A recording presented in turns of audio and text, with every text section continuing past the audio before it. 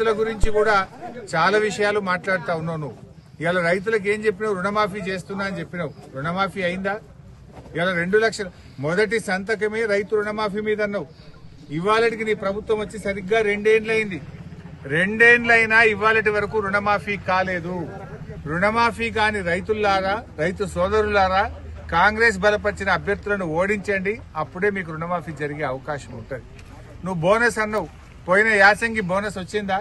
పోయిన యాసంగిలో సన్నవడ్లు పండించి నీకు ప్రభుత్వానికి అమ్మితే 1150 కోట్ల రూపాయల పోయిన యాసంగి బోనస్ ఇప్పటి వరకు రేవంత్ రెడ్డి ప్రభుత్వం ఇవ్వలేదు.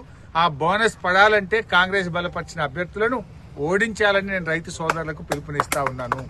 ఇలా మక్కల రైతులకు 50 రోజులైనా నువ్వు చెల్లింపు చేయనటువంటి పరిస్థితి ఈ రాష్ట్రంలో నెలకొన్నది. ఏం చేసినావు? పంటల బోనస్ ఎగ్గొట్టివి, రైతు రుణమాఫీ ఎగ్గొట్టివి, రైతు బంధు పోయిన యాసంగి ఎగ్గొట్టివి, అంతకుముందు వానకాలం ఎగ్గొట్టివి. 15,000 ఇస్తానంటివి, కేసీఆర్ గారు ఇచ్చిన డబ్బులే ఇవ్వబట్టివి.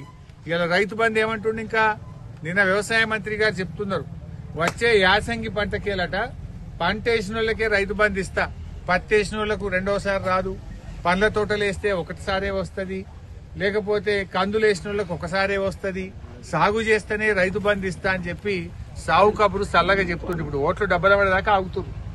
ఓట్లు డబ్బుల పడంగానే ఇక యాసంగికి రైతు బంధుకు రామ్ రామ్ చెప్పే పరిస్థితుల్లో కాంగ్రెస్ ప్రభుత్వం ఉన్నది. రైతు సోదరులు ఆలోచించాలి.